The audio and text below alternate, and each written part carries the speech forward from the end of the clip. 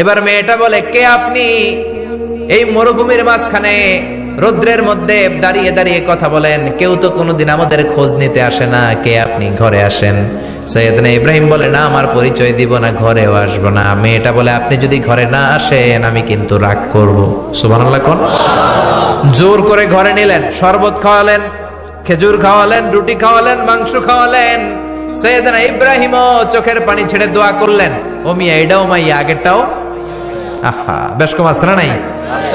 সৈয়দনা ইব্রাহিম মাথায় হাত বুলিয়ে দিয়ে দোয়া করলেন। সৈয়দনা ইব্রাহিম ওনার ছেলে ইসমাইলের দেখতে গেলেন। অনেক দিন পরে দেখতে গেলেন। ওই দিন বাড়িতে সৈয়দনা ইসমাইল বাড়িতে নাই, বনে গিয়েছে শিকার করার জন্য।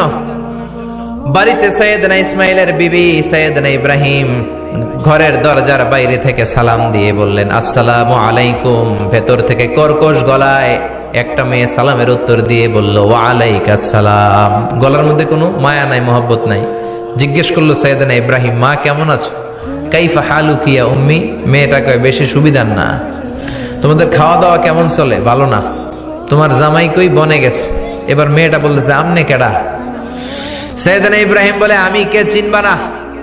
ইদা জাআ যাওজুকা মিনাল গাবা, স্বামী যখন বন থেকে ফিরবে, ফাকরাই আলাইহিস সালাম, তোমার স্বামীর একটা সালাম দিবা।